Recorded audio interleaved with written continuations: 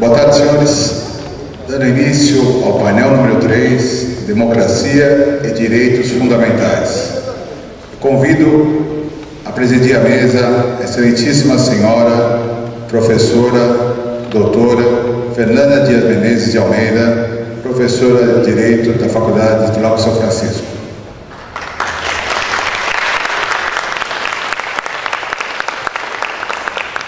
Convido a compor a mesa o excelentíssimo senhor, professor doutor Roger Stelfman Leal, professor da Faculdade de Direito do Lago São Francisco.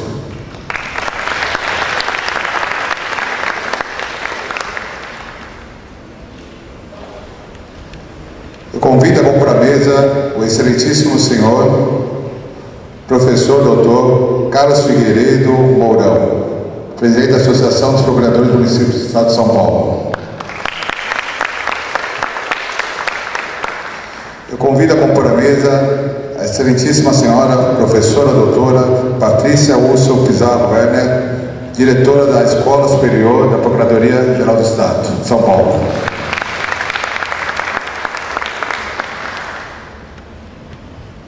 Mas eu queria dizer que é com grande satisfação que recebi o convite para presidir este painel do 13º Encontro Nacional de Direito Constitucional, promovido pela Associação Brasileira de Constitucionalistas, Instituto Pimenta Bueno, dizer que este é o 23º congresso de que eu participo.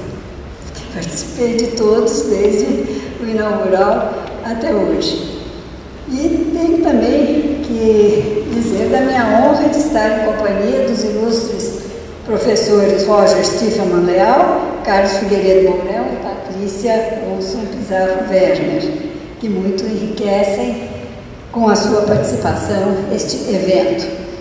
O tema a ser examinado é Democracia e Direitos Fundamentais, sendo, a rigor, dispiciando justificar a importância da sua análise no temário geral do encontro, que é exatamente a democracia.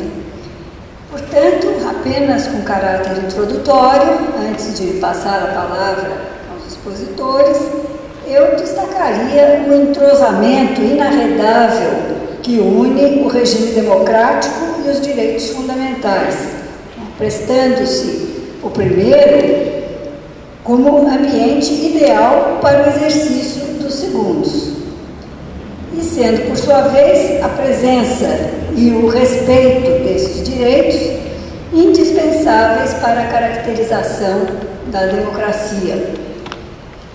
E, por isso mesmo, não terá sido outro o propósito, por exemplo, da Constituição Brasileira de 88, que, construída com vistas à recuperação da democracia, tão maltratada fora esta no regime anterior, em que tivemos não mais do que uma democracia de fachada, mas, como dizia, não terá sido outro o propósito da Constituição do que o de preocupar-se, então, com os direitos fundamentais, o que fez, reconheça-se, até com um certo exagero, por sua vez também problemático, até certo ponto, provocando uma banalização de tais direitos, com a previsão de alguns, importantes sim, mas sem a essencialidade que caracteriza o que é verdadeiramente fundamental.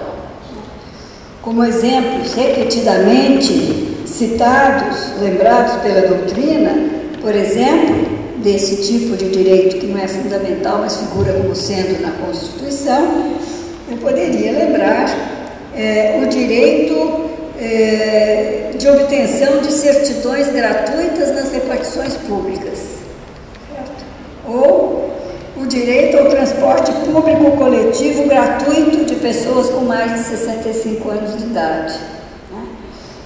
Ou o direito de propriedade de marcas e patentes, sendo que esses direitos são importantes, não nego, mas poderiam mais adequadamente ter sido tratados, alguns já o eram, quando veio a Constituição, mas tratados na legislação infraconstitucional, né, que apenas daria essa disciplina legal, portanto, aspectos que são importantes em relação aos direitos humanos.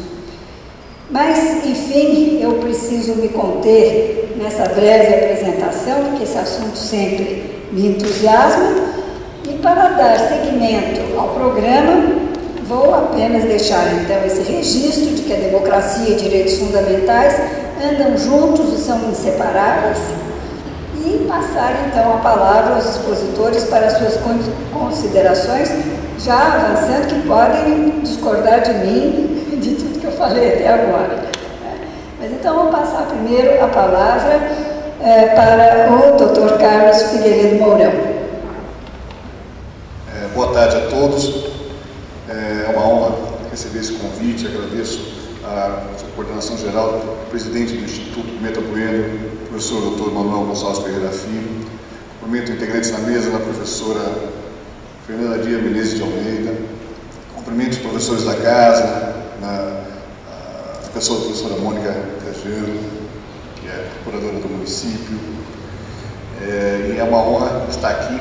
Eu vim muito nesse evento, já sentei lá em cima diversas vezes como estudante. Então é uma honra estar aqui agora, nesse papel de palestrar e falar um pouco sobre, na verdade não é uma palestra, é uma conversa sobre a questão da democracia. E quando a Patrícia me convidou para falar sobre democracia, eu fiquei um pouco receoso. Mas que democracia vamos falar? Qual a democracia que nós vamos desenvolver? A minha, aquela idealizada por mim, por vocês, cada um deve ter na mente uma ideia de democracia, uma ideia de como as questões democráticas devem ser colocadas. E eu acho que nós, brasileiros, acho que o Brasil, tem uma certa dificuldade de encontrar os seus próprios caminhos. Então nós sempre buscamos soluções de fora do país, tentamos encontrar teorias para que justifiquem o nosso caminhar. E às vezes essas teorias ela não se encaixa na nossa história, ela não se encaixa na forma como nós somos, porque não adianta nós negarmos que somos. Uma vez negado que somos, nós não vamos encontrar solução nem para a questão de uma efetivação democrática séria, correta e tem um linear democrático a ser aplicado. Partindo acho que tem uma questão falada por Nelson Rodrigues, que é um complexo de vira-lata, então a gente não consegue desenvolver e pensar sobre nós mesmos, né? Eu vou trazer aqui essa questão que é uma péssima avaliação que nós temos de nós mesmos, né? Foi colocado aqui pelo professor Carlos que o brasileiro não sabe votar, né? Que todo mundo no Brasil é corrupto, é ladrão, que o povo brasileiro é desonesto. A gente já pensou sobre o significado dessas palavras, da força dessa palavra? Ora, nós não estamos falando de nós mesmos. Quando nós falamos que o brasileiro é desonesto, nós estamos falando que nós somos desonestos, nós estamos falando que nós somos corruptos, nós estamos falando que nós não somos pessoas sérias, né? E a gente precisa reavaliar os nossos conceitos, reavaliar o conceito que nós temos de nós mesmos. Democracia é participação e organização da sociedade, é a maturidade do povo e a formação educacional. E o que aconteceu com o Brasil, com esses formatos importados que não se encaixaram? Eu vou contar um pouco da história dessa cidade, da cidade de São Paulo, da sua formação política, né? A transformação de vilas e cidades em municípios do Brasil, colônia, ocorria com o reconhecimento das câmaras municipais. Assim, a vila de Piratininga se transforma em município com a criação da sua Câmara Municipal, a qual tinha seus membros eleitos diretamente pela população local. No Brasil, em pleno século XVI, antes da Revolução Francesa ou da independência americana, havia eleição direta para a escolha dos representantes que integrariam essa Câmara Municipal. Como não havia interesse por parte da colônia do que ocorria no Brasil, principalmente em São Paulo, a gestão da cidade era feita diretamente pela população local. Então, o Brasil nasce politicamente com uma forte influência municipalista e uma forte influência democrática. Imagina só uma eleição direta, pessoas que não tinham nem cultura e nem eram analfabetas, né? Não tinham conhecimento jurídico, não havia, se fala que não havia uma ordenação manuelina no início, né? Não adiantava trazer as ordenações porque ninguém sabia ler. E havia esse exercício democrático das decisões políticas da cidade. Esse processo natural que se instalou nas diversas cidades brasileiras foi rompido. A partir de um certo momento ele começa a ser rompido. Rompido pela questão da descoberta do ouro em Vila Rica, que vai enfraquecendo até o município de São Paulo, pela independência e principalmente pela proclamação da República, que a República rompe com essa força municipalista para criar uma força federalista oligárquica dos estados. Eu vou apontar uma questão que para mim é fundamental, que é o ser humano tem uma tendência a centralizar o poder, sobre dois aspectos psicológicos. As pessoas não confiam em ninguém que seja ela mesma, né? Então as pessoas só confiam em si mesmas. Então é difícil que essas pessoas dividam o poder que têm, dividam o conhecimento. Então, por que pareça, nós temos dois ouvidos e uma boca, nós falamos mais que ouvimos. Nós não sabemos ouvir.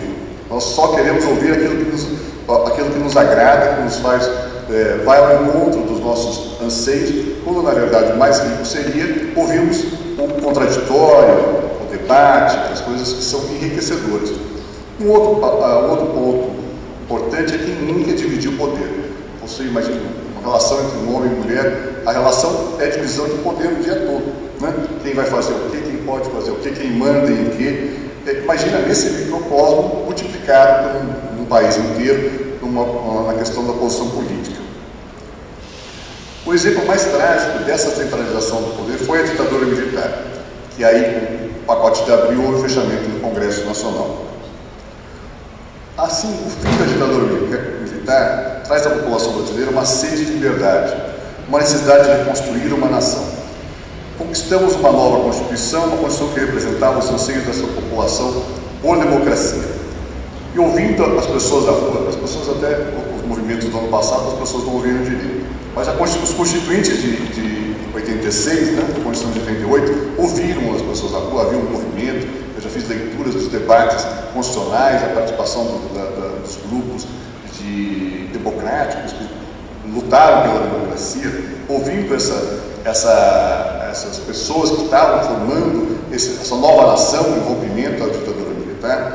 Se construiu uma Constituição, a Constituição de 88, extremamente descentralizadora, uma própria contraposição à ditadura, com o próprio medo que o poder ficasse tão centralizado na mão de uma pessoa. Então, a Constituição cria elementos de controle e cria elementos de descentralização de poder. Quanto mais descentralizado o poder, mais democrático e mais difícil acontecer algum golpe de Estado. Era essa a visão dos constitucionalistas da época. Um dos pontos descentralizadores foi estabelecer que o município é parte integrante da federação. Ou seja, foi realizada uma descentralização do poder em favor dos interesses locais. Esse fenômeno da federação municipalista é um fenômeno brasileiro, né? Inexplicavelmente brasileiro. E interessante de onde vem isso, por que vem isso, né? Eu fui pesquisar e encontro essa história dessa democracia municipalista de início do país, de início do Brasil político, né? Esse fortalecimento do município como parte integrante da federação é um fortalecimento de descentralização do poder. Quanto mais descentralizado o poder, mais democrática é a nação. Outro ponto importante da Constituição de 88, em seu artigo 1º, fala que todo o poder emana do povo, que o exerce por meio de representantes eleitos ou diretamente nos termos dessa Constituição. A Constituição de 88, além dessa descentralização, traz vários elementos de participação direta da população nos desígnios do país, nos desígnios da sociedade, do seu Estado. Mas o que aconteceu com esse caminhar constitucional? Por que as pessoas não viram a Constituição de 88? Por que foi tão difícil fazer com que essa Constituição aconteça de fato na vida das pessoas? Tem algumas questões que são interessantes nas decisões judiciais ao longo desse período. Em um certo momento, no momento de alta inflação, né, havia discussão, que foi a questão das medidas provisórias. As medidas provisórias eram uma contraposição ao decreto-lei. Como contraposição ao decreto-lei devia ser um instituto extremamente democrático. Tendo em vista as questões inflacionárias, questões econômicas importantes, houve uma decisão do Supremo Tribunal falando que poderia ter reedições de medidas provisórias. Isso trouxe um rompimento à questão da democracia extremamente importante, porque centralizou no poder do Executivo a legislação. E esse mal dessa decisão, até para fazer um enfrentamento à época da inflação, trouxe repercussões para nós que vivemos hoje, a questão da força do Executivo frente ao Legislativo. Esse enfraquecimento da Federação Brasileira, ela é ainda mais evidenciado com o enfraquecimento do federalismo e o enfraquecimento dos municípios, com a criação de contribuições que permanecem apenas na mão da União.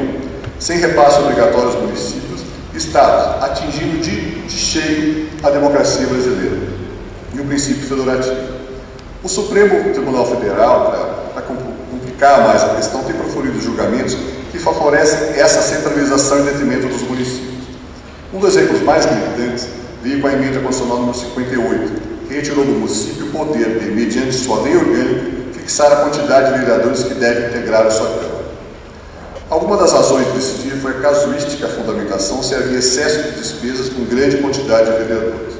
Ora, se havia despesas em demasia ou se havia grande número de vereadores, cabia ao próprio município decidir mediante eleição direta, que esse controle é feito localmente. Era muito mais fácil que a população se insurgisse contra essa questão do que você deixar o Supremo decidir o que era bom ou não para o município, para o interesse local. Quanto menor o município, mais fácil a realização desse controle. Não é possível que o Estado tenha que fazer, às vezes, do cidadão, o qual deve adquirir maturidade política para que possa diretamente lutar pela manutenção das instituições. Essa maturidade será o resultado do aprimoramento da educação política do nosso povo. A descentralização democrática, ela só será vivida, ou a democracia, de uma certa plenitude, só será vivida com o exercício pleno da democracia pelas pessoas. Então, imagina só, hoje, esse ano se depara com uma eleição presidencial, né, e o resultado da eleição, todo mundo conhece, a vitoriosa teve 38% dos votos. Né? O segundo colocado teve 35%. Qualquer um dos dois não teria representatividade. O tema anterior não tem representatividade. Né? Imagina só, juntando abstenções brancos e nulos, nós estamos falando de 28%. Então, um terço não votou, um terço votou no candidato, um terço votou no outro candidato. Né? Como é que fica essa representatividade no país? Como é que fica essa possibilidade de você centralizar na mão de uma pessoa todos os desígnios do país todo? Então, ontem estava no debate no Senado a questão da aprovação de uma emenda constitucional para que o Fundo de Participação dos Municípios aumente o percentual de participação. Isso aí é um retrocesso sob o ponto de vista institucional. Não é uma discussão que você possa estabelecer fazendo essa mudança de percentual. Quantas vezes você depara com prefeitos e governadores indo ao encontro do presidente para pedir dinheiro? Né? Isso não é democrático. Né? Eu sempre repito essa história. Podem ver, em janeiro, qualquer governador de oposição deixa de ser de oposição. Passa a ser de situação. Há uma mediação, porque se ele for de oposição, ele não consegue governar, não consegue receber dinheiro do governo federal. Isso é um fere cheio da democracia brasileira. Né? Porque é igual aquele pai que fica sustentando o filho. Né? O filho só vai fazer o que o pai quer. O filho não pode ter opção de fazer nada. Né? Não vai comprar a roupa que quer, usar o cabelo que quer, não vai comprar o carro que quer, não pode. Porque se o pai fica pagando, o pai que vai escolher. Esse problema de uma leitura um pouco Constituição que não é centralizadora, muito pelo contrário, ela é descentralizadora.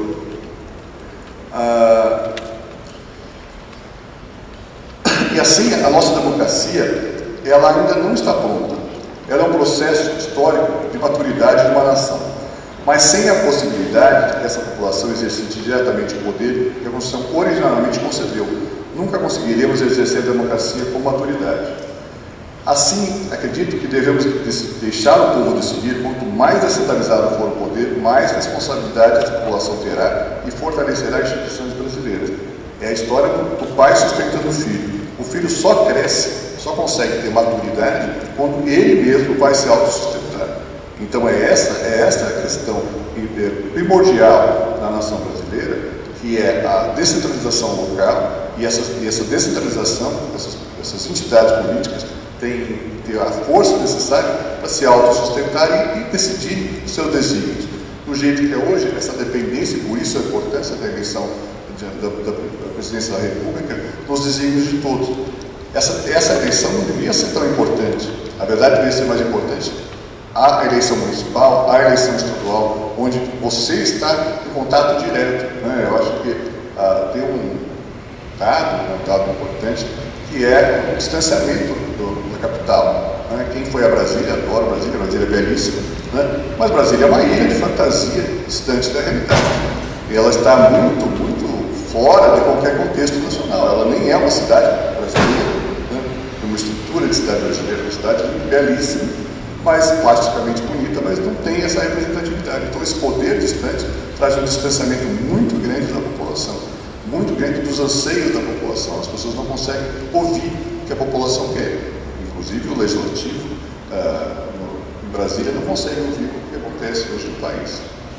Então, essa tônica que eu sempre tenho colocado, que é nas questões democráticas, somente através da efetivação, da concretização do que foi erguido na Constituição de 88, pelo constitucionalista de 86, deve ser ouvido por nós que somos estudiosos do direito, pela sociedade como um todo, para que essa questão democrática tenha uma força real na vida das pessoas. Essa é a tônica da questão democrática, e essa democracia só vai começar a ter maturidade quando todos nós participarmos diretamente desse controle, participarmos diretamente das nossas escolhas, e umas escolhas mais ligadas diretamente à política. Participarmos da política. Não adianta pensar que vamos votar de 4 em 4 anos e está resolvido o nosso problema. Não está resolvido o nosso problema. Nós vimos isso esse ano. Não se resolve, não acaba por aí. A democracia é um ato diário, político de todos. Né? Então, eu aproveito para agradeço a professora Fernanda pela participação, pela oportunidade aqui, e agradeço a todos. Obrigado.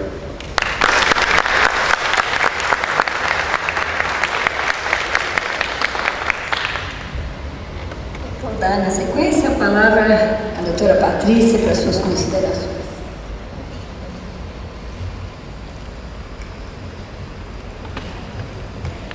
Boa tarde a todos, a todas. É um prazer estar aqui novamente, sempre nessa mesa coordenada pela professora Fernanda.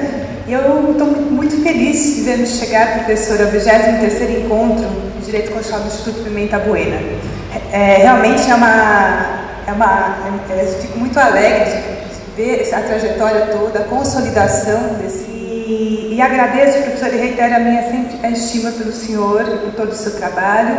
E também pelas palavras iniciais, que sempre nos inspiram e guiam o caminho desse encontro. Gostaria de aproveitar e dizer que o professor tem nos deixado publicar essas palavras na revista da Escola Superior da Procuradoria, e esses artigos estão online no site da escola.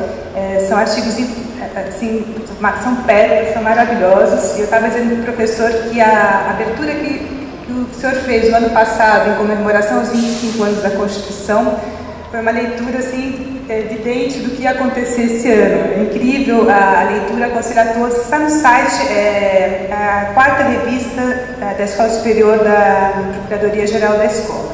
Então, agradeço muito, professor, e espero que os estudantes usem muito todo esse material que o senhor tem cedido. A professora Fernanda também tem o artigo, né, traduziu o artigo para nós também, dos professores, então acho que estamos conseguindo consolidar o material de alguns professores, de algumas palestras nessa revista. Agradeço a professora Fernanda imensamente, que é a verdadeira coordenadora executiva desse evento, e uma amiga muito querida, que é a procuradora do Estado, professora, uma grande mãe e tudo de bom, né? Uma referência em tudo que faz, com muita alegria. Agradeço ao professor Roger, a nova geração de professores aqui dessa casa, que tem feito com muita excelência, ao professor Carlos Mourão, com quem há anos compartilho nossos ideais sobre uma advocacia pública melhor, a professora Mônica, aqui também presente, com quem eu vou usar muito a palestra hoje, foi extremamente inspiradora de manhã. Se tivéssemos combinado assim, alguma coisa, fiquei muito feliz em ouvi-la, e a todos os presentes. Eu quero agradecer ao público que está aqui nessa tarde quente de quinta-feira. O professor Carlos está aqui na plateia, 2 procuradores estavam aqui, o professor Alexandre Beltroni, que veio com os seus alunos, e também a professora, a procuradora do Estado, Cristiane Falsarella, que esteve aqui pela manhã. Então, agora, a temática central dessa mesa ela é muito estimulante e oportuna para nós refletirmos sobre o momento histórico atual do Brasil. O tópico dos direitos fundamentais é um tema nas agendas eleitoral, política e também está na agenda dos poderes legislativo, executivo e judiciário. Liberdade de expressão, direitos sociais como saúde, educação, segurança, moradia já se tornaram mantras, são entoados de uma forma repetitiva. A questão é que eles não servem apenas para ativar a concentração, né, como falam os budistas. Na verdade, nós temos repetido a exaustão esses conceitos de uma forma vazia e muitas vezes sem compreender o que a Constituição Federal estabeleceu como quadro para esse direito e como delineá-los. E sem uma reflexão consciente de como é possível efetivá-los dentro da nossa realidade sociocultural e econômica, com o desenvolvimento de políticas públicas constantes, dimensionadas em formas de escala para garantir a igualdade e com uma qualidade crescente. Por outro lado, a democracia é um tema que tem sido revisto e reestudado, como foi muito bem aprofundado na mesa desta manhã, e acrescento que deve ser analisada ainda sob uma nova dinâmica, introduzida pelas redes sociais. Quem acompanhou recentemente a Primavera Árabe foi um movimento que revelou a importância dessa inclusão digital e o processo eleitoral brasileiro agora revelou com força essa nova faceta, o poder do debate feito em rede, fora dos tradicionais palcos jurídicos. Quem aqui não recebeu WhatsApp, não recebeu notícias do Facebook, telefone, vários tipos de notícias de tudo quanto é forma. Isso acredito que seja uma força que a gente precisa compreender melhor e ver como está se formando esse poder de alguma forma. Por outro lado, eu comungo integralmente a professora Mônica com o que foi dito hoje de manhã, no sentido que o povo quer participar mais na construção dos seus direitos via construção de políticas públicas. O povo talvez não queira só votar e acabar esse processo democrático, nessa participação na democracia. O povo quer um pouco mais, ele quer educação, segurança. A gente vê recentemente essas manifestações aqui em São Paulo. O resultado das eleições, agora que foi exposto, talvez pelo professor Mourão, a gente não consegue entender ainda o que aconteceu, né? Como que a gente pode se manifestar e, no fim, a gente manteve mais ou menos a mesma estrutura no governo federal, aqui no governo estadual em São Paulo. E outro dia, tendo aula na escola com o professor Boris Fausto, ele estava dizendo que uma coisa é história, né? A história é um fato passado que já aconteceu, nós já consolidamos e entendemos. Outro momento, hoje em dia, falar alguma coisa sobre o que está acontecendo desse processo vai ser uma mera conjuntura, né? Vai simplesmente pressupor suposições, mas é difícil entender ainda o que está acontecendo e qual é esse processo democrático que nós estamos vivendo. Assim, a questão central da democracia do Brasil é a análise do papel do cidadão, que pode votar e ser votado, e sua responsabilidade nesse ato vital para o desenvolvimento de um bom governo. Os processos eleitorais são rigorosos, há o exercício do direito a voto, ainda que seja obrigatório, mas não há um compromisso de acompanhamento da conduta dos representantes eleitos durante todo o mandato. Em breve, muitos vão se esquecer de quem acabou de votar para deputado, quem acabou de votar para senador. Daqui a pouco teremos eleições municipais em 2 anos, também vamos votar. Então nós temos aqueles clamores momentâneos que a gente pensa nessa democracia, a gente pensa em quem votamos e depois longos períodos ficamos estagnados. Não controlamos, não sabemos o que está acontecendo. Isso é muito perigoso. Não há uma exigência aqui no Brasil da transparência de dados, que sejam feitas escolhas para chegar a um determinado objetivo, uma definição de uma agenda política. Por exemplo, na área de educação hoje, a gente não sabe se é mais importante dar creche ou construir escolas profissionalizantes. Na área da saúde, a gente não sabe o que é mais importante, se é o atendimento à urgência, abrir mais postos de saúde ou investir somente em tratamento de alto custo. No Brasil não existe um programa, não existe uma definição. Então a gente fala em direito à saúde, mas a gente não tem como fazer isso. E o professor Saldanha, conversando comigo agora há pouco tempo, falou algo importante: a gente não tem instituições fortes, essa ideia de construção das instituições. Então, quando a gente pensa na construção de direitos fundamentais construídos democraticamente, a gente tem que pensar não só numa perspectiva individualista, a gente tem que pensar em como fazer o cidadão participar de forma mais consciente e de forma constante nesse longo processo. Então, a minha proposta aqui é analisar o tema sob a ótica dessa necessária participação democrática, não só nos grandes processos eleitorais, mas analisar a importância do exercício da democracia como atividade permanente e constante. Eu vou usar aqui alguns conselhos existentes na Constituição como exemplo. A ideia surgiu porque eu estou acompanhando alguns eventos que vão ocorrer em breve, em 2015, e que vão abrir um espaço muito grande e importante de participação da comunidade, da participação do cidadão de forma direta, na escolha desses programas no campo de direitos fundamentais na área da saúde e educação, que vai ser a realização, no ano que vem, da 15ª Conferência Nacional de Saúde e várias consultas públicas que estão previstas no recém-publicado Plano Nacional de Educação. E isso é uma forma de exercício de democracia que vai além de simplesmente esse processo que a gente votou agora. Esses temas sequer foram citados nesses famigerados debates ocorridos durante a campanha presidencial. Eu também tive inspiração num texto do professor Manuel Gonçalves Ferreira Filho. Eu não sei se ele vai concordar com a interpretação que eu vou dar posteriormente ao texto, mas é um texto que está no curso de Direito Constitucional, professor, quando o senhor fala sobre a importância de construir a democracia através da educação. E eu peço licença para ler um pedacinho que vai nos inspirar a dizer agora. Diz o professor: o governo do povo, pelo povo, pressupõe, em primeiro lugar, um certo nível cultural, e não apenas um certo nível de alfabetização desse povo. Tal implica, em primeiro lugar, que este povo saiba ver possível mudar da rotina o seu destino. Em segundo lugar, esteja livre de dominações tradicionais que o prendem a chefes como cliente ou vassalo. Em terceiro lugar, que tenha um mínimo de instrução, que o habilite a compreender e a apreciar a informação. E continua o mestre: do que disse, decorre que o povo tem que ser preparado para a democracia. Mas disse também que para governar-se tem o povo que fluir de certa experiência no trato da política da coisa pública. Está aí um ciclo vicioso? De um modo geral, no governo local, a apreciação dos problemas e dos homens nas pequenas circunscrições é capacidade mais fácil de adquirir e menos perigosa de usar. Todo povo que se inicia no caminho da democracia deve passar por fase em que somente os assuntos locais estão em suas mãos, para depois ter em mãos os regionais e, afinal, os nacionais. Essa ideia é muito importante, eu gostaria que a gente conversasse um pouco sobre ela. A ideia de preparar o povo para a democracia, a questão da educação para esse exercício da democracia, a noção de que a democracia começa com uma experiência local, esse espaço talvez um microcosmos primeiro para depois chegarmos lá. Agora nós voltamos para presidente diretamente, mas a gente não pensa no processo que está acontecendo anteriormente a isso. Aqui no Brasil nós temos uma experiência jovem, uma experiência de 26 anos da Constituição, que caminha juntamente com o reconhecimento das liberdades públicas e com a concessão de vários meios de exercício de participação popular.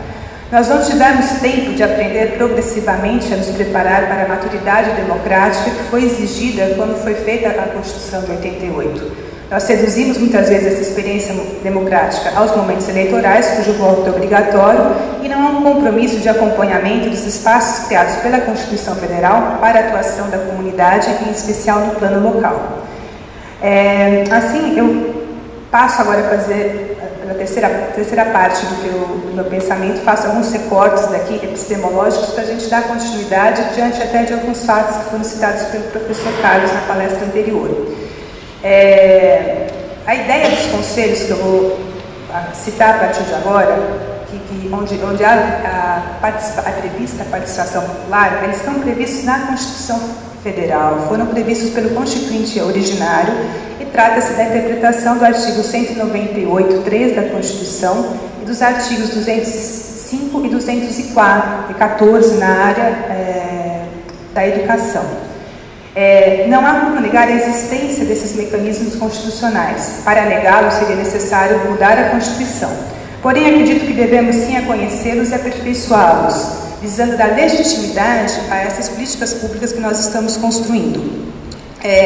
Esse meu tema não tem nenhuma relação com o polêmico decreto 8.243, esse decreto presidencial que instituiu a política e o sistema nacionais de participação social, que é um projeto que tem sido debatido por juristas, jornalistas, entidades sociais, sobre o aspecto da constitucionalidade ou não, uma vez que ele tenta criar estruturas, órgãos e mecanismos e diretrizes sob coordenação da Secretaria-Geral da Presidência da República, e revela uma discussão jurídica que está inspirada no artigo 84 da Constituição sobre a constitucionalidade ou não do decreto autônomo, tá?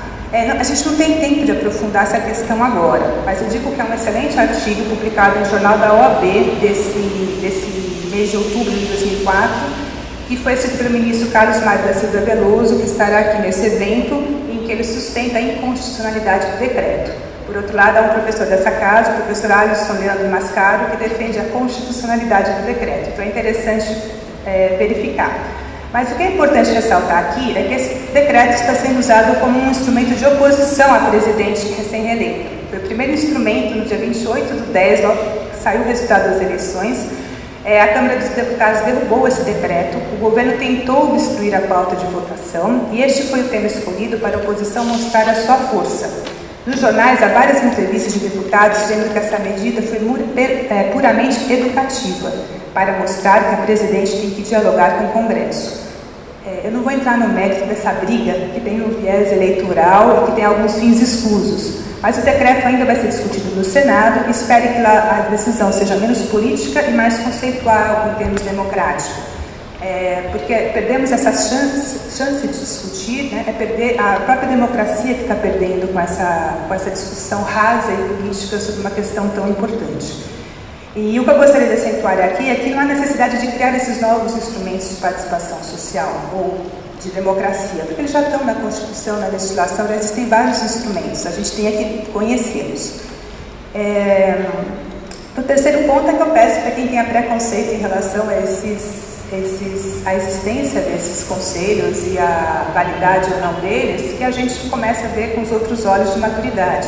Porque é o mesmo problema que a gente tem quando a gente critica a Câmara, o Senado, né, etc., o Congresso Nacional, os políticos em geral, a gente critica também os participantes do Conselho. Só que a gente não acompanha o processo eleitoral dos conselhos, né? Se você fizer uma pesquisa aqui, quem acompanha o processo eleitoral do Conselho Nacional de Saúde, do seu estado, do seu município nacional, saem editais, são públicos, entra no site, a gente vê quem nos representa hoje em dia, né?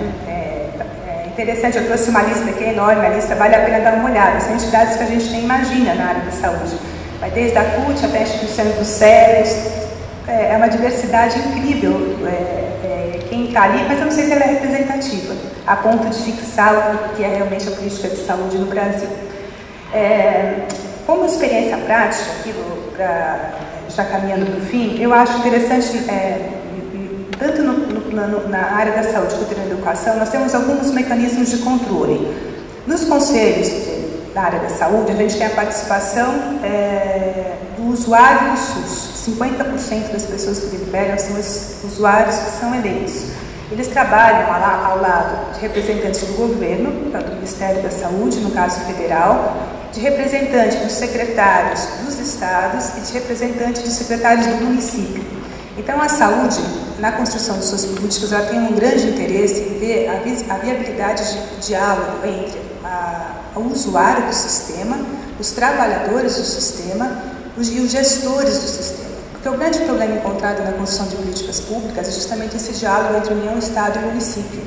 E eles criaram as chamadas comissões intergestoras, as comissões tripartites e bipartites, justamente como meio de corrigir esse momento da federação, de possibilitar um diálogo federativo. Isso é muito importante. Na saúde, na área da educação, a gente está tendo o mesmo paradigma que está sendo criado. Eu acho que é interessante a gente vocês darem uma olhada na Política Nacional de Educação, que foi publicada agora recentemente, no mês de junho, e ela também tenta criar um mecanismo que compense a parte democrática, ou seja, a participação do usuário, né, do educador e do educando, e também que se reflita essa parte dos currículos. Por exemplo, os currículos não se comunicam, né? A criança sai de um currículo na escola municipal, ela não consegue passar para uma escola gerida pelo Estado, porque o currículo não é recíproco. Eu fiquei chocada quando eu soube disso.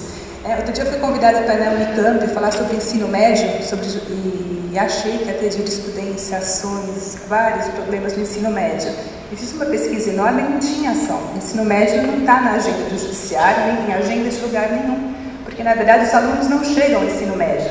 E depois a gente não consegue ter o aluno bom que vai para a faculdade para uma escola técnica. A gente tem sobra vaga no meio do caminho. Então, está muito errado. Agora, para o novo plano, quem puder ler com calma, a gente vai dar tudo, desde creche até pós-graduação, que é um foco do plano. Será que isso é viável? Será que é um plano... Tá, vai até 2024 esse plano. Mas é bem interessante aqui, que nos interessa, para efeitos dessa mesa, que é democracia e participação, ela prevê a realização de duas consultas públicas no ano que vem, e que seria interessante todo mundo acompanhar. No anexo, que é o 1.4, em 2015, haverá uma consulta pública sobre normas, procedimentos e prazos para a definição de mecanismos da consulta pública de demanda das famílias por creche. Então, ano que vem vai ter obrigatoriamente essa consulta em relação à creche. E entre 2015 e 2016 vai ter uma consulta envolvendo o currículo do ensino médio. Então, está se tentando, de alguma forma, formatar esse diálogo com a população. Existem mecanismos constitucionais previstos para se formar esse diálogo na área dos direitos fundamentais. Eu acho que ele é pouco conhecido dos juristas, da população, do governo. E seriam instrumentos muito importantes. Então, eu concluo que, em 3 pontos aqui, esse processo da judicialização, a gente trabalha diretamente com esses processos, com o Estado réu, esse ativismo judicial é muito complicado. Na verdade, tem dias que a gente chega, põe na mesa várias liminares, uma contrária à outra, e você fala, como é que eu vou cumprir isso daqui? O mesmo Ministério Público entra com uma ação para fechar a cadeia, porque a construção dela fere a questão ambiental, o outro entra com uma ação dizendo que tem que fechar a cadeia para a dignidade, porque ela fere a dignidade da pessoa humana, o outro manda reformar, o outro manda abrir mais vagas naquela mesma cadeia, vão se acumulando liminares sobre o mesmo caso, e não está se resolvendo. A audiência pública da saúde foi a mesma coisa, foi uma audiência, foi ouvido, etc. Eu participei de uma banca outro dia de mestrado, no qual foi feita uma pesquisa que mudou as decisões na área da saúde depois da audiência pública.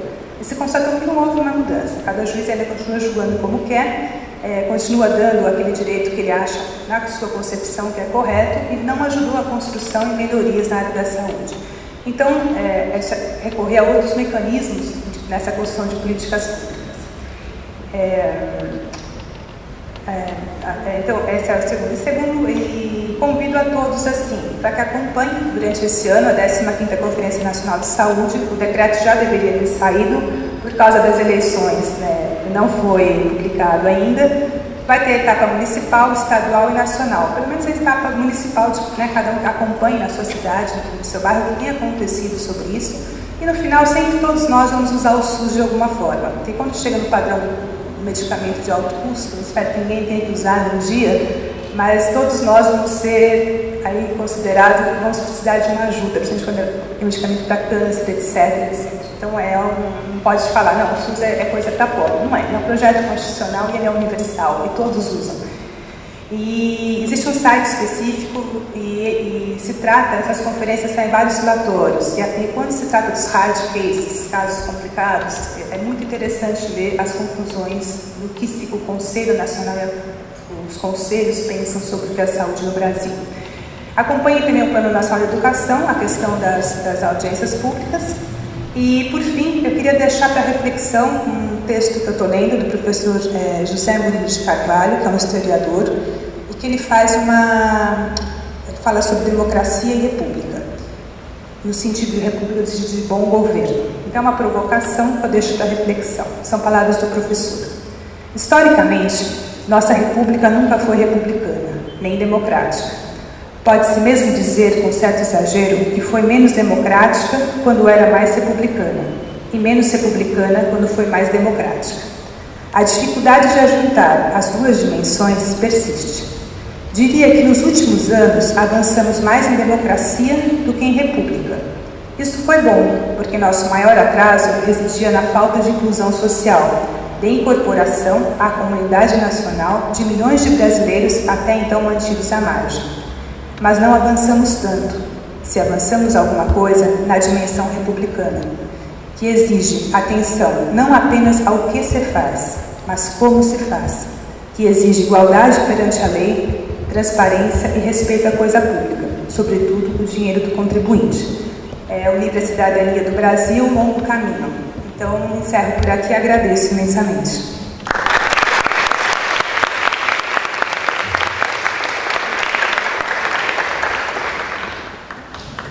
Agora tem a palavra o professor Roger.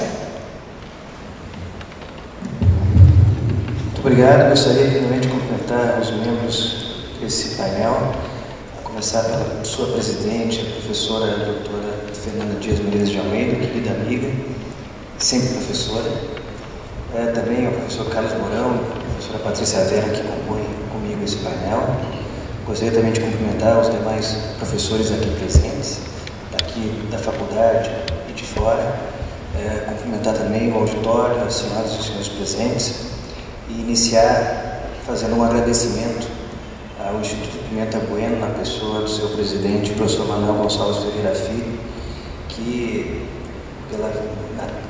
organiza a 23ª edição do Encontro Nacional de Direito Constitucional, sempre trazendo questões de alta indagação acadêmica, mas com evidente repercussão prática no ambiente não só do direito constitucional, mas no ambiente do direito, no ambiente da política, no que diz respeito à realidade brasileira e também à realidade de outros países.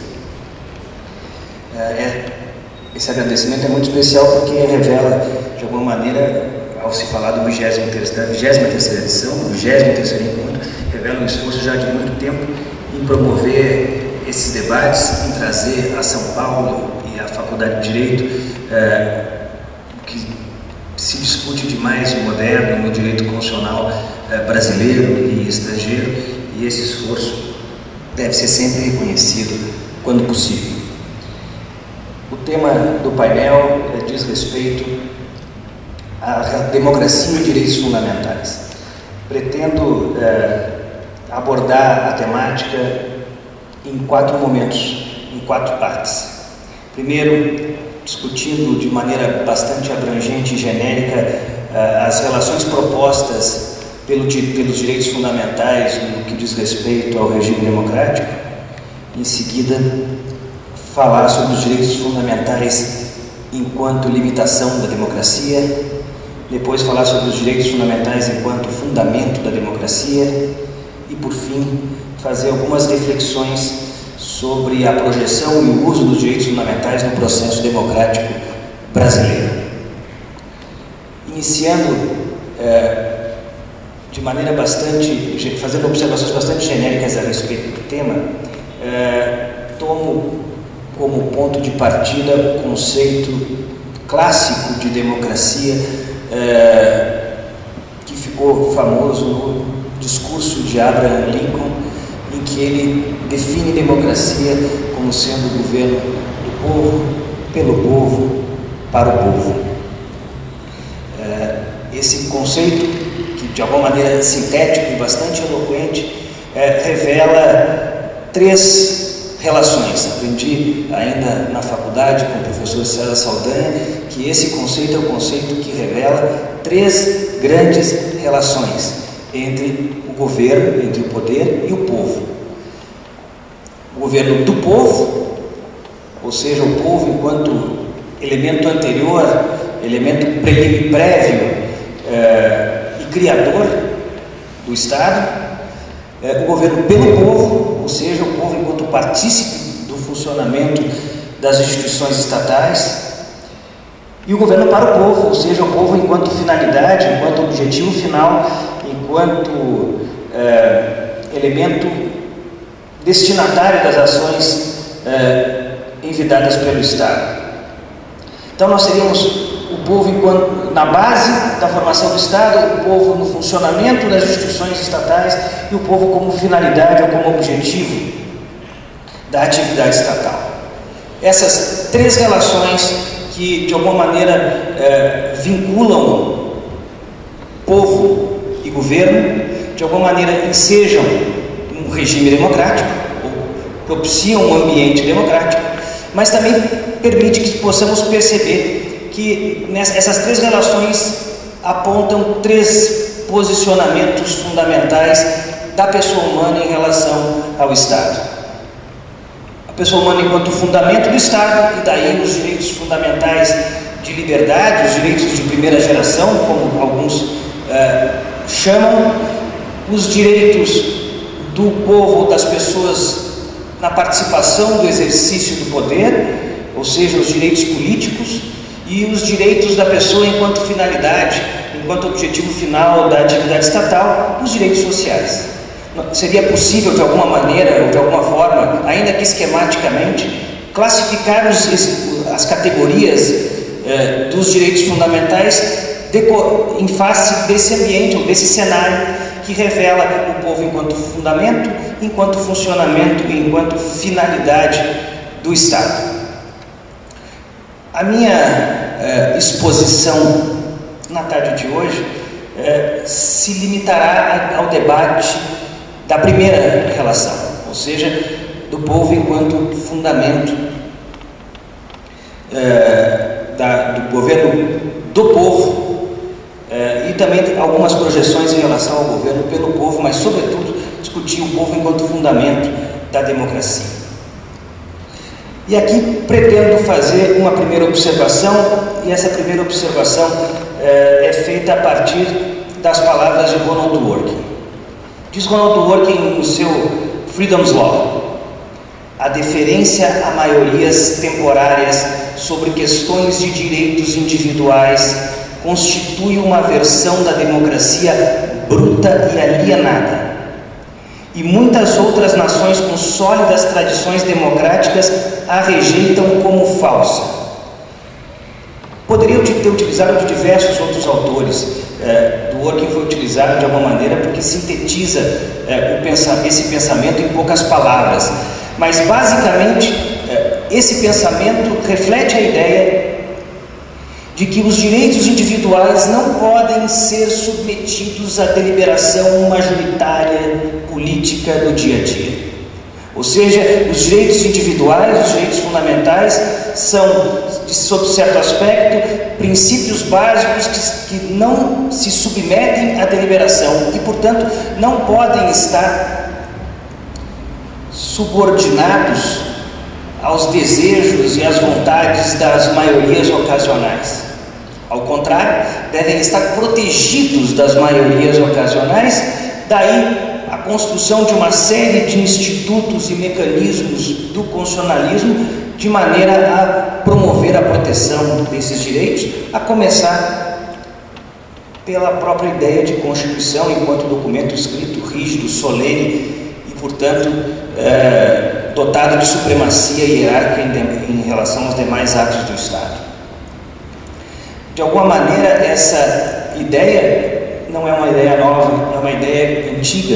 É possível perceber essa ideia, por exemplo, no clássico discurso de Constant, a liberdade dos antigos comparada à liberdade dos modernos, em que Constant, ao fazer essa comparação, indica que a liberdade dos antigos é aquela em que a liberdade se dá basicamente na participação política do cidadão nas deliberações públicas e que, de outro lado, sujeita a autonomia privada das pessoas à deliberação pública. Ou seja, as pessoas são despidas ou são destituídas à sua autonomia privada ante a deliberação pública.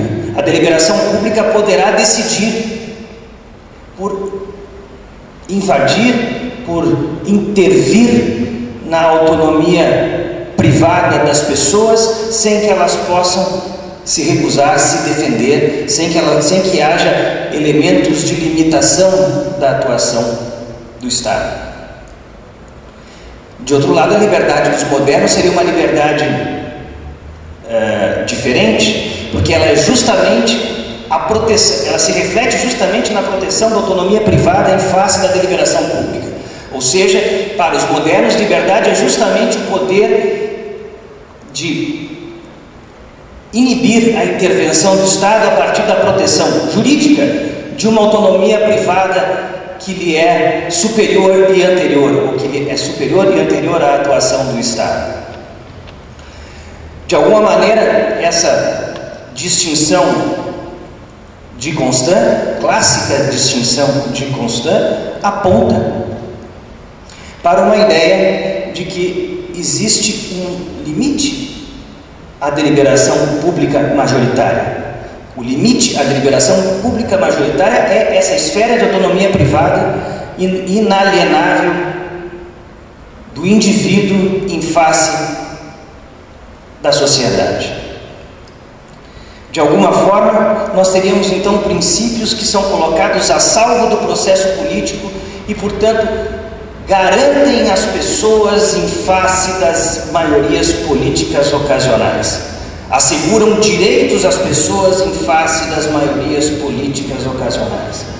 Sob certo aspecto, estaria aqui desenhada a ideia de que os direitos fundamentais implicam proteção da minoria.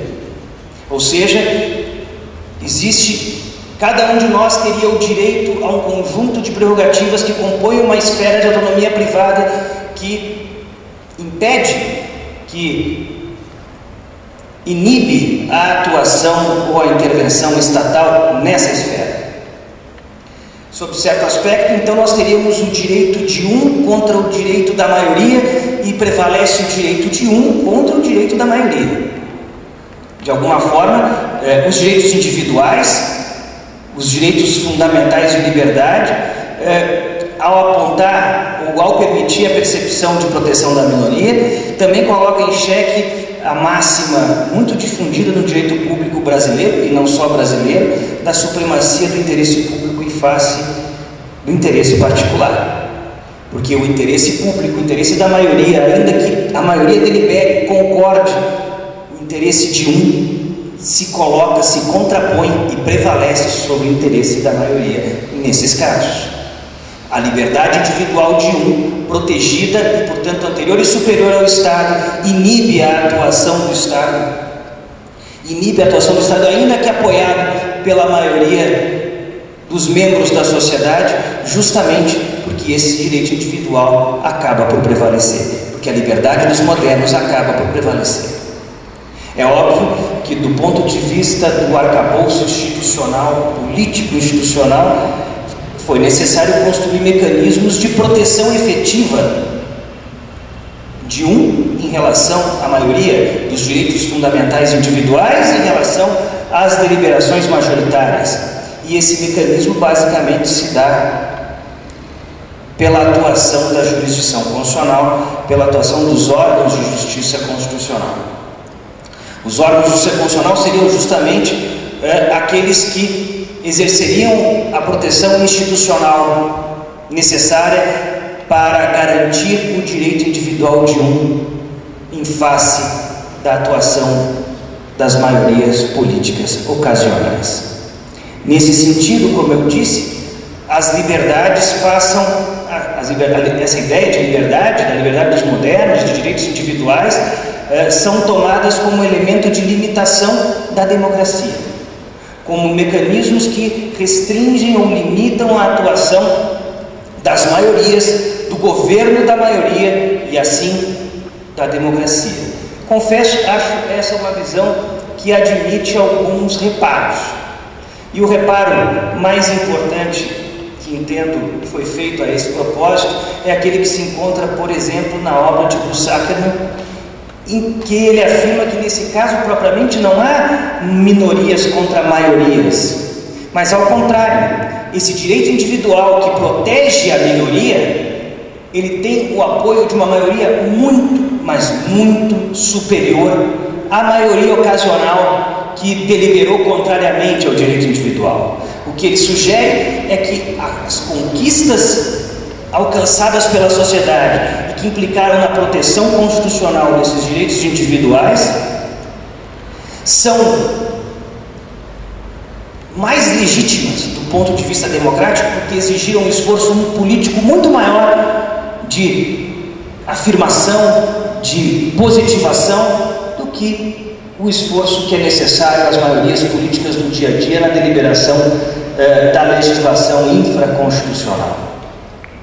De sorte que nós teríamos, nessa perspectiva, a possibilidade de perceber a democracia em dois níveis. Uma democracia que vive momentos constitucionais e uma segunda democracia, que é a democracia da normalidade institucional.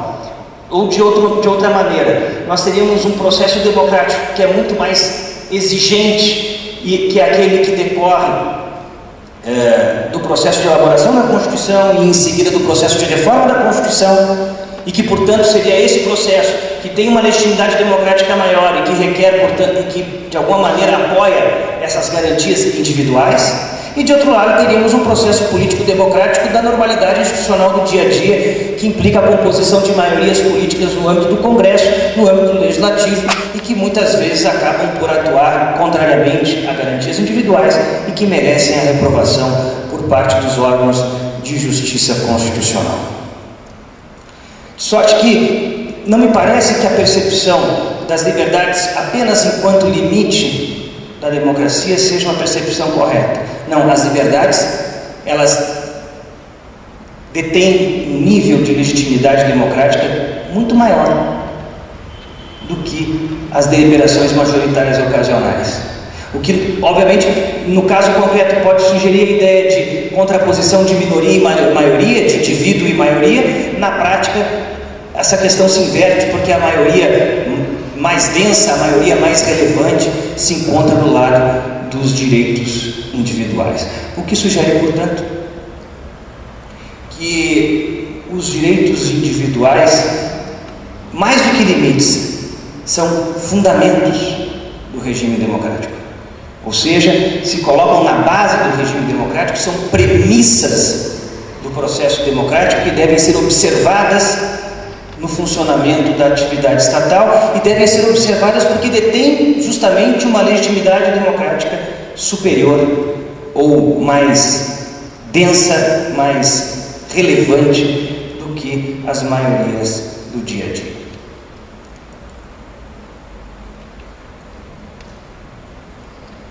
E enquanto fundamento da atuação do Estado, essas liberdades acabam por se projetar no campo do processo democrático. Elas não são só anteriores ao processo democrático, mas elas definem ou permitem a moldagem ou o desenho das instituições democráticas. O que eu quero simplesmente dizer é que esses princípios, esses direitos fundamentais se projetam no campo do processo democrático de maneira a definir ou delinear aspectos das suas instituições. Nesse sentido, talvez um exemplo bastante eloquente é a mudança do voto censitário para o sufrágio universal. A democracia direta, obviamente, apesar de ser o ideal da democracia, a democracia direta certamente enfrenta dificuldades práticas evidentes. E essas dificuldades práticas ensejaram a construção de outros mecanismos, como a representação política, de maneira a fazer com que esse processo, que encontra dificuldades para funcionar de forma direta, pudesse funcionar por meio de representantes.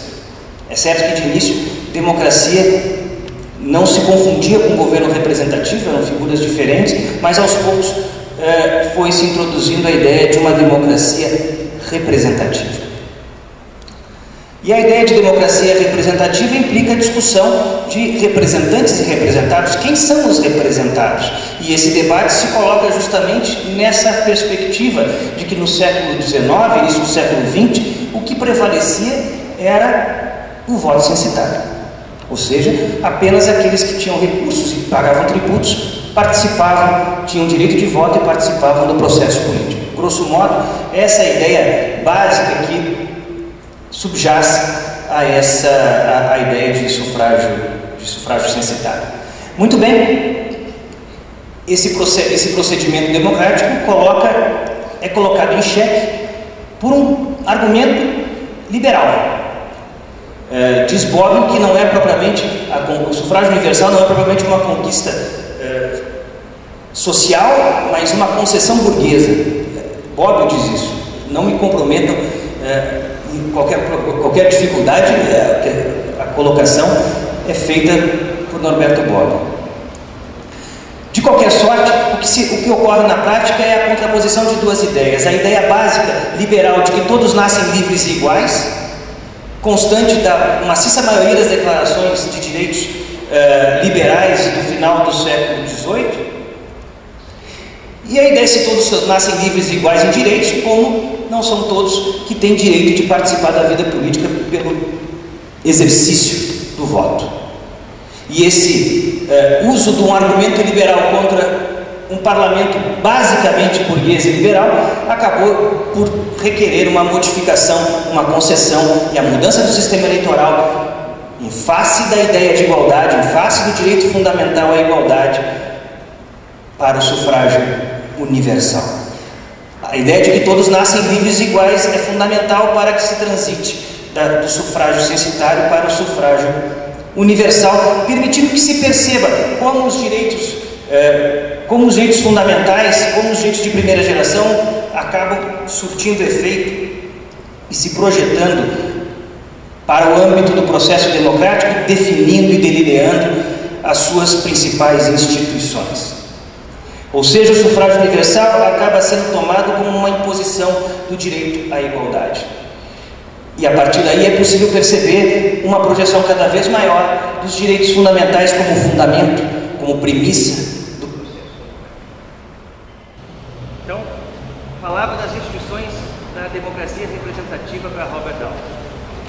Agentes políticos eleitos, eleições livres, justas e frequentes, liberdade de expressão, acesso à informação, livre associação e cidadania inclusiva. Acho que não é difícil concluir que entre as 6 instituições essenciais da democracia representativa de Robert Dahl, nós poderíamos enquadrar como direitos fundamentais no mínimo 5.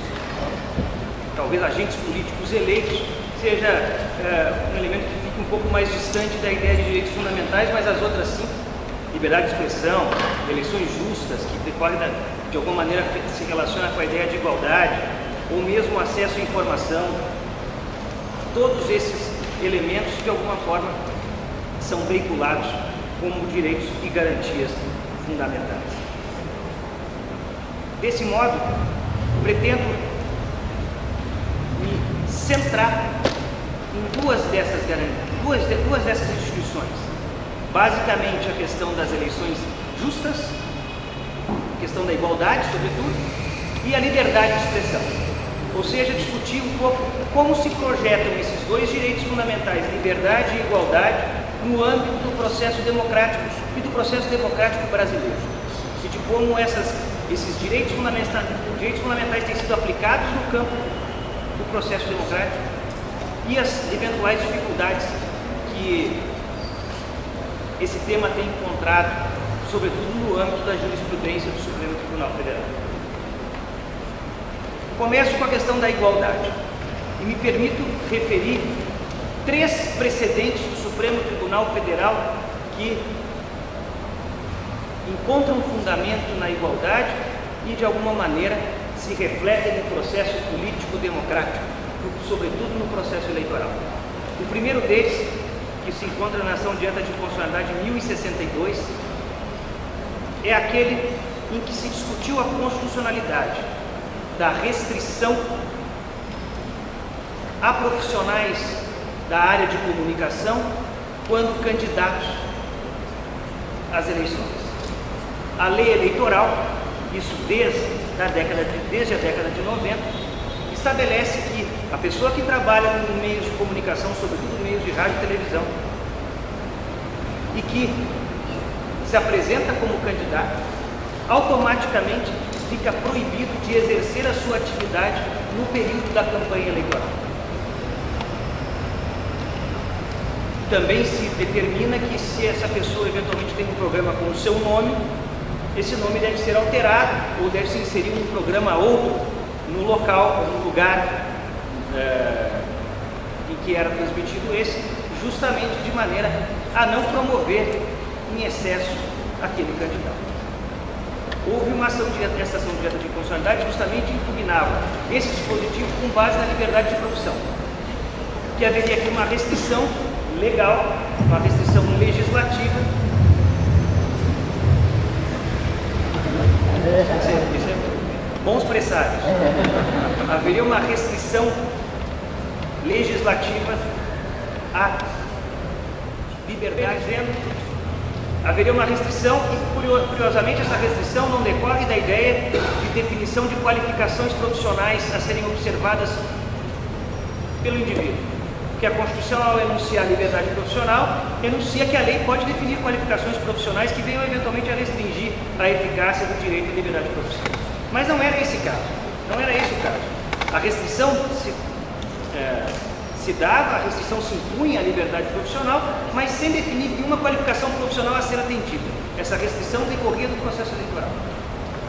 O Supremo Tribunal Federal, por sua vez, decidiu pela constitucionalidade da restrição, ainda que houvesse uma restrição à liberdade profissional daqueles profissionais, porque o médico que é candidato não tem essa mesma restrição, o advogado que é candidato não tem essa mesma restrição, ou seja, eles podem continuar atuando nas suas atividades e concorrerem às eleições. O comunicador, ao contrário, ele não, ele precisa suspender suas atividades para concorrer às eleições. Esse é o ponto, esse é um dos pontos que é apresentado nessa ação direta de inconstitucionalidade. Mas o Supremo Tribunal Federal decidiu pela constitucionalidade da lei, porque essa lei estabelecia, ou melhor, essa lei privilegiava a igualdade eleitoral. Ou seja, ela de alguma maneira visava impedir que um candidato tivesse maior exposição nos meios de comunicação que os demais. Ou que alguns candidatos, aqueles que trabalham nos meios de comunicação, tivessem uma exposição maior do que os demais, que teriam reservado a eles apenas o horário eleitoral gratuito. Então a ideia é definir igualdade ou paridade de armas, estabelecer um regime de igualdade, de isonomia, de paridade, de maneira a que os candidatos, dentro do possível, pudessem concorrer em igualdade de condições aos cargos eletivos. Essa é a ideia básica desse precedente. Ou seja, que os candidatos tenham oportunidade de exposição nos meios de comunicação igualmente aos demais candidatos. O segundo precedente a que eu quero me referir diz respeito à cláusula de desempenho. Tem um risco, eu deixei meu relógio lá, então eu não sei o tempo.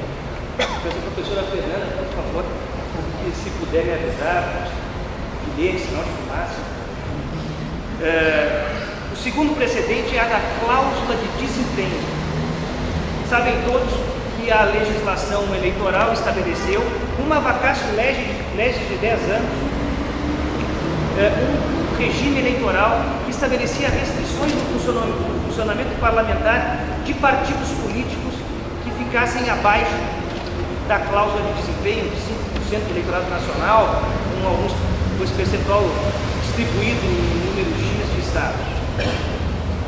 O Supremo Tribunal Federal examinou a constitucionalidade dessa lei e declarou inconstitucional a cláusula de desempenho. Declarou inconstitucional a cláusula de desempenho por entender, entre outros fundamentos, de que estaria violado o direito fundamental à igualdade, na medida em que os votos que carreados para um núcleo de parlamentares, dá a eles um número maior de prerrogativas, um conjunto maior de prerrogativas do que aqueles que compõem partidos que não ultrapassaram o número. Ou seja, nós temos partidos de duas categorias e, portanto, parlamentares de duas categorias. Parlamentares que teriam sua atuação restringida no âmbito do parlamento e parlamentares que teriam sua atuação, portanto, ampliada no mesmo parlamento. Isso geraria uma desigualdade do voto desses parlamentares, haveria desigualdade entre os parlamentares e haveria, portanto, desigualdade entre os próprios partidos políticos, o que acabou, portanto, fazendo com que o Supremo Tribunal Federal declarasse inconstitucional a cláusula de desempenho, justamente para reduzir a desigualdade proposta pelo texto legal. Ou seja, a ideia é, se não trazer a paridade, porque não traz a paridade, mas diminuir o âmbito ou diminuir a desigualdade proposta pelo texto legal, de maneira a aproximar o estatuto jurídico de cada partido político, as prerrogativas e os direitos dos parlamentares de cada partido político. Terceiro precedente, ou terceiro julgado a que eu me refiro. Esse julgado nem foi concluído, mas esse é um julgado que, de alguma maneira, tem sido bastante discutido hoje em dia no direito constitucional, que é a questão da contribuição para campanhas por pessoas jurídicas. Foi objeto, é curioso, não há nenhuma norma que autorize. O que há, ao contrário, o texto de lei diz quem está proibido de contribuir para campanhas. E algumas pessoas jurídicas estão lá, definidas como proibidas, um rol de entidades ou instituições que estão proibidas, vedadas de contribuir a campanhas eleitorais. Ou seja, hoje em dia não é plenamente aberto a contribuição de pessoas jurídicas a campanhas eleitorais. Há limitações. Há pessoas jurídicas que têm a possibilidade de doar, de contribuir com campanhas, há pessoas jurídicas que não têm essa possibilidade por vedação legal.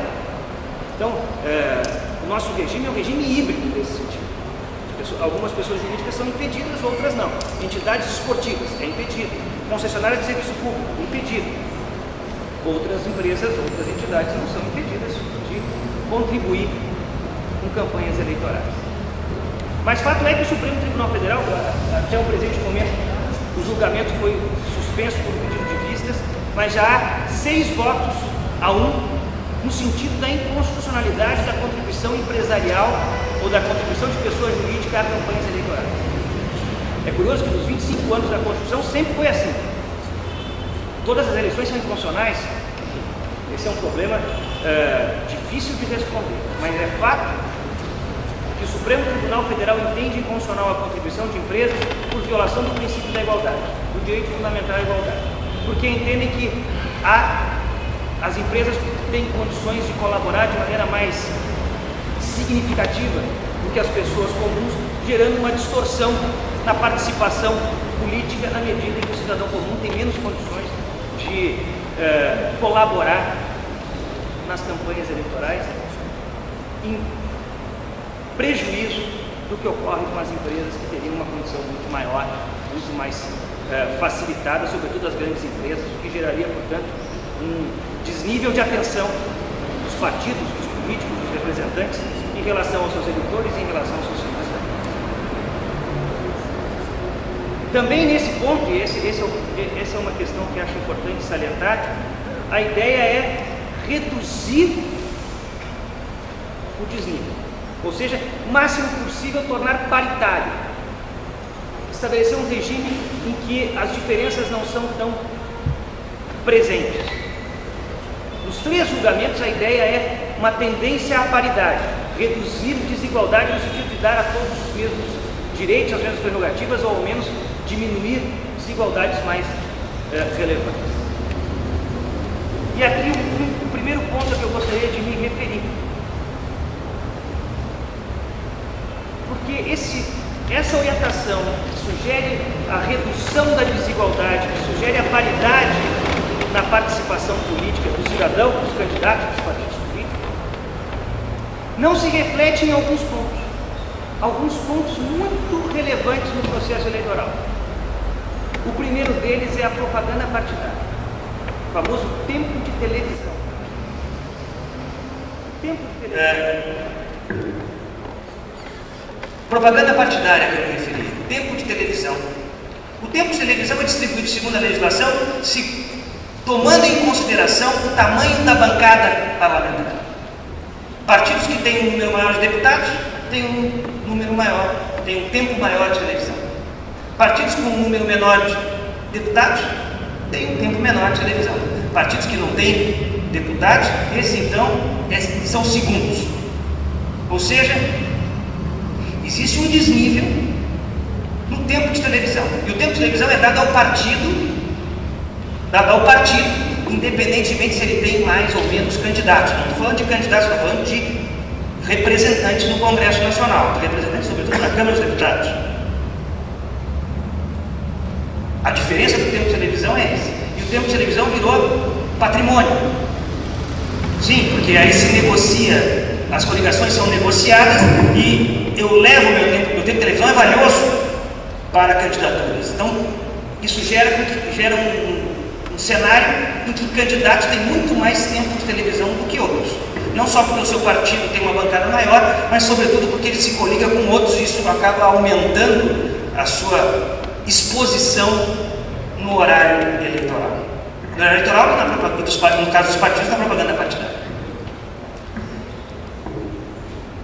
Questão semelhante ocorre no que diz respeito à distribuição dos recursos do fundo partidário. A distribuição dos recursos do fundo partidário também se dá segundo o tamanho das bancadas na Câmara dos Deputados. Partidos com maior número de deputados recebem maior volume de recursos. O menor número de deputados, menor volume de recursos. Nem se diga aqueles que não têm deputados recebem um valor ínfimo de recursos. Um montante ínfimo de recursos. Curioso perceber que, em relação a esses pontos, o Supremo Tribunal Federal diz que os partidos políticos não são iguais e que os votos não são iguais e que é preciso tratar os desiguais de forma desigual na proporção em que se desigualam. Tem duas ações diretas de inconstitucionalidade nessa linha. A ação direta de inconstitucionalidade 445, desculpe, passei, não é essa. É a ação direta de inconstitucionalidade 1354, relator do ministro Maurício Correia, e a ação direta de inconstitucionalidade 4430, relator do ministro Dias Toffoli. Nessas duas ações, o Supremo Tribunal Federal entendeu que a igualdade não é paridade, que a igualdade é proporcional. E os benefícios decorrentes do horário eleitoral e do fundo partidário são distribuídos proporcionalmente. O que eu quero simplesmente dizer é o seguinte: esse sistema é um sistema que não confere igualdade de condições às candidaturas. Esse é um sistema que privilegia os maiores em detrimento dos menores, privilegia os mais tradicionais em detrimento dos novos. É um sistema, no mau sentido da palavra, conservador, porque de alguma maneira atua no sentido de conservar o status quo da composição político-partidária, ou ainda agravar a sua relação, porque privilegia os maiores em detrimento dos menores. Alguém até pode me dizer: professor, a eleição atual não revelou isso, até porque os partidos que têm a maior bancada na Câmara tiveram suas bancadas reduzidas. É verdade, mas essa tendência de alguma maneira admite anulação por outros elementos, mas certamente distribuir recursos do fundo partidário e distribuir tempo de televisão em função do tamanho da bancada é privilegiar os maiores em detrimento dos menores, é não dar aos candidatos igualdade de condições. Percebam, de alguma forma ele colide ou conflita com a própria orientação do Supremo Tribunal Federal em dar paridade. Ora, por que eu admito a restrição ao comunicador de rádio e televisão no seu exercício profissional e não aos demais candidatos? Porque eu quero dar a todos a mesma exposição, mas eu não dou a todos a mesma exposição porque alguns têm mais tempo de exposição do que outros. Ou seja, a paridade vale para a restrição à liberdade profissional, a paridade não vale na exposição, no tempo de exposição em relação à sociedade, aos eleitores. É no mínimo estranho ou conflituoso esse tipo de orientação que diverge da paridade. Ou seja, as eleições não são justas sob certo aspecto. As eleições não admitem uma concorrência leal, para usar uma expressão de direito econômico. A livre concorrência de alguma maneira é prejudicada nesse sentido, porque há alguns que têm mais condições do que outros no processo eleitoral, sobretudo de exposição nos meios de comunicação e de obtenção de recursos, ou menos o recurso do fundo partidário. E esse é um ponto, acho importante, a ser refletido quando se debate a questão do financiamento público de campanha. Ora, se o financiamento, se proibirá o financiamento privado e só se admitirá o financiamento público e os recursos do fundo que financiará os partidos políticos forem distribuídos de maneira proporcional, aí nós teremos quase uma eleição de cartas marcadas. Porque, sob certo aspecto, o financiamento privado, que não é controlado, permite um equilíbrio, ainda que circunstancial, ainda que parcial, mas a possibilidade de financiamento privado permite que, de alguma maneira, aquele que tem menos recursos no fundo partidário possa ter condições, ou possa reunir condições de concorrer de maneira mais igual aos demais concorrentes, aos demais candidatos, aos demais partidos políticos. Então esse é um primeiro ponto que eu acho que merece reflexão, como a igualdade se projeta no campo do processo democrático, do processo político-eleitoral. Por que em alguns casos prevalece a igualdade e paridade? Por que em outros casos prevalece a igualdade proporcional? Justamente naqueles casos em que os bens mais valiosos são distribuídos, recursos do fundo partidário em termos de televisão. A minha última reflexão a respeito desse tema diz respeito à liberdade de expressão no campo das eleições. Acho que é desnecessário considerar de maneira mais aprofundada a importância da liberdade de expressão nas eleições. É justamente a liberdade de expressão que permite a cidadania se manifestar, discutir, trocar ideias, conhecer candidatos, conhecer propostas. A liberdade de expressão, tanto do ponto de vista de quem emite a expressão, quanto do ponto de vista de quem recebe as informações, é fundamental para o ambiente democrático. É fundamental que no ambiente democrático seja possível, quanto mais possível, a livre circulação de informações, a livre circulação de ideias, o livre debate. Somente assim é possível reunir elementos para que se possa ter um voto minimamente consciente. O Supremo Tribunal Federal, em 2 julgados, transitou por essa linha.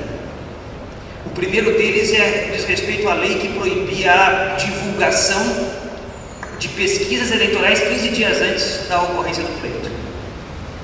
A ideia era justamente privilegiar o voto consciente em vez do voto utilitário, o voto útil. Ou seja, que a pessoa não tivesse informações sobre o cenário político no momento da eleição, ou próxima eleição, e fizesse uma escolha a partir das suas convicções, menos levando em conta qual candidato que está na frente, qual candidato que tem mais chance de alcançar, enfim. O Supremo Tribunal Federal declarou inconstitucional esse dispositivo, porque entendia que violava a liberdade de expressão. Ou seja, não divulgar pesquisa era sonegar ao eleitor algumas informações fundamentais para a sua escolha. O segundo caso dizia respeito à redação constante da lei eleitoral, de uso de trucagem, montagem ou uso de humor crítico durante a campanha eleitoral em relação a candidatos, partidos e coligações. O relator foi o ministro Carlos Aires Brito. A ação foi a ação direta de inconstitucionalidade 4.451 e desse julgado ficou assentada a inconstitucionalidade dessa redação, ou seja, permitindo o uso desses mecanismos de humor, de sátira, de crítica, inclusive durante as campanhas eleitorais, inclusive criticando o candidato A, B e C, da maneira que de alguma forma fosse desejada pelo crítico, pela pessoa que pretende realizar essa atividade. Também se permitiu nesse mesmo julgado que os órgãos de imprensa possam manifestar suas opiniões favoráveis e contrárias a determinados candidatos, desde que não seja propaganda política, desde que seja simplesmente a exposição de uma opinião, seria legítimo segundo esse mesmo dispositivo. Essa é uma parte da história. Todavia, não é desconhecido de todos a extrema limitação legislativa que decorre da legislação eleitoral que diz respeito à emissão de opinião. Basta verificar as sucessivas leis que vieram no sentido de baratear as campanhas. E para baratear as campanhas se proíbe o uso de camisetas, bottoms, bonés, etc. Ou seja, liberdade de expressão, eu não posso botar camiseta com o nome do candidato, não posso fazer uma camiseta com o nome do meu candidato, não posso vestir um boné que tem o nome do candidato ou do partido, porque isso barateia a campanha. Sim, barateia, mas aí eu diminuo a informação sobre quem é candidato. Antigamente se saía na rua, e até com algum excesso, mas se via quem eram os candidatos. Hoje em dia, se sai na rua, é difícil saber quem são os candidatos, mesmo durante a campanha eleitoral. Mas outdoor é proibido. Só é permitido cartazes, a lei inclusive delimita o limite máximo dos cartazes. Aqueles cartazes que a gente encontra nas avenidas, os canteiros das avenidas, tem um limite, cavaletes, tem limites de medida na lei. Não pode ser mais que aquilo.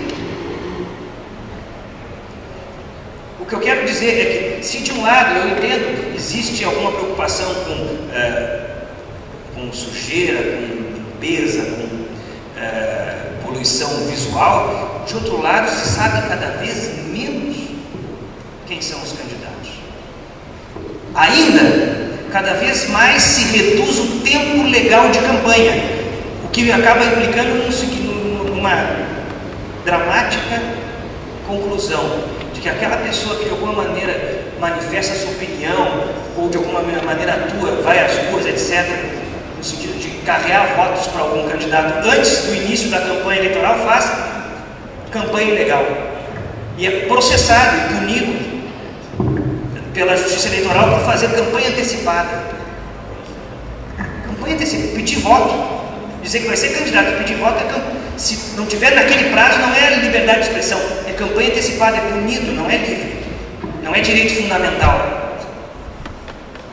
Eu quero dizer que simplesmente a legislação caminha para o encurtamento das campanhas, para a eliminação dos instrumentos de campanha, para baratear, sem que se discuta a garantia ou não, a prevalência ou não da liberdade de expressão.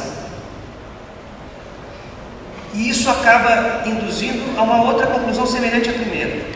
O voto acaba sendo feito nas pessoas mais conhecidas, que a cidadania, que os eleitores recordam mais, porque de alguma maneira a dificuldade é maior de saber quem são os candidatos, quem são os novos candidatos. A dificuldade é cada vez maior. De alguma maneira isso vicia o voto nos que são mais conhecidos, nas mesmas pessoas que já se encontram em cargos, ou um outro reflexo importante disso, em artistas e pessoas famosas de uma maneira geral, que acabam ingressando na vida política. Essas breves observações têm por objetivo, e aqui já me dirijo à conclusão, discutir de que maneira os direitos fundamentais têm sido utilizados para o delineamento, para a definição e para a modelagem do processo político eleitoral brasileiro. E de que forma esses direitos, que são fundamentos da democracia e que deveriam balizar um processo democrático justo, em que os candidatos, em que as plataformas tenham iguais condições de concorrer e de pleitear votos, acaba essa igualdade, e mesmo a questão da liberdade, que acaba influenciando também nessa mesma questão da igualdade, porque aquele que é mais famoso, se há restrição à liberdade de expressão, aquele que tem que já é mais famoso, que já tem o conhecimento maior da população, sai com uma óbvia vantagem. Ou seja, esses elementos restritivos da igualdade e da liberdade de expressão, que são reconhecidos e corroborados pela jurisprudência, inclusive em contraste à jurisprudência definida em outros casos, como eu procurei salientar, de alguma maneira deformam o processo político eleitoral, tornando as nossas eleições menos justas, menos iguais e com um nível de informação e de debate cada vez mais ínfimo. Caros, era essa a minha contribuição na tarde de hoje. Agradeço mais uma vez a atenção que me dispensaram. Muito obrigado.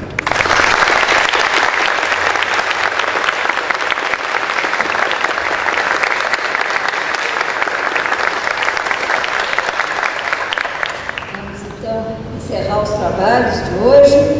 Eu creio que aquilo que eu previa no início desta sessão acabou se confirmando com as exposições dos integrantes do painel, que trouxeram uma contribuição importante para a análise da sua problemática, destacando com aportes oportunos e adequados alguns pontos merecedores de atenção para a concretização dos desígnios do nosso Constituinte em relação à democracia brasileira sob o prisma dos direitos fundamentais. Eu gostaria de contar com a presença de vocês também a partir de amanhã às 9 horas, quando teremos um primeiro painel e, na sequência, às 11 horas, uma homenagem ao professor Manuel Gonçalves Ferreira Filho, uma saudação proferida pelo professor Elivaldo da Silva Ramos. Então, conto com vocês para dar continuidade ao nosso evento. Muito obrigada.